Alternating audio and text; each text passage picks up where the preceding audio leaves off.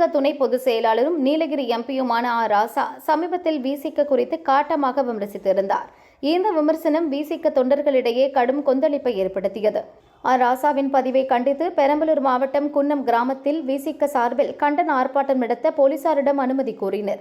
அதே நேரம் விசிக மாவட்ட செயலாளர் அன்பானந்தம் ராசாவை தரக்குறைவாக பேசியதாக ஆர்ப்பாட்டம் நடத்த திமுக தரப்பிலும் அனுமதி கேட்கப்பட்டது.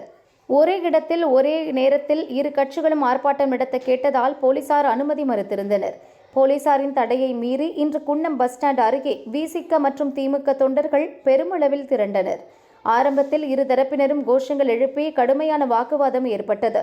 தள்ளுமுள்ளு உருவாகியதால் போலீசார் இருவரையும் விலக்க முயற்சி செய்தனர். கைகலப்பாக மாறி இரு தரப்பினரும் கல் மற்றும் குச்சிகளை வீசி எறிந்தனர். ஒருவருக்கொருவர் மாற்றி மாற்றி அடிதடியில் இறங்கி அப்பகுதியே போர்க்களமானது.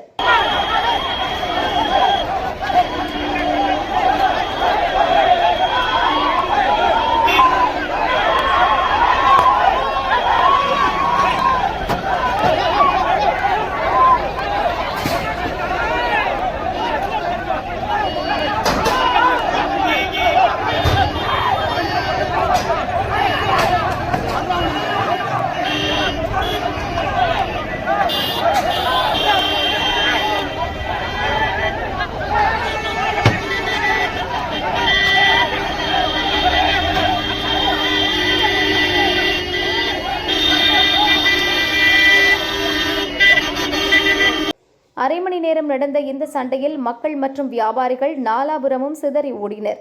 அதிவிரைவு படை போலீசார் களமிறங்கி வன்முறையில் ஈடுபட்ட இரு தரப்பினரையும் தடியடி நடத்தி கலைத்தனர். காயமடைந்தவர்கள் அருகிலுள்ள அரசு மருத்துவமனைக்கு அனுப்பி வைக்கப்பட்டனர். குன்னம் மற்றும் அதன் சுற்றுவட்டார பகுதிகளில் மேலும் அசம்பாவிதங்கள் நடக்காமல் தடுக்க எஸ்பி உத்தரவில் ஏராளமான போலீசார் குவிக்கப்பட்டுள்ளனர்.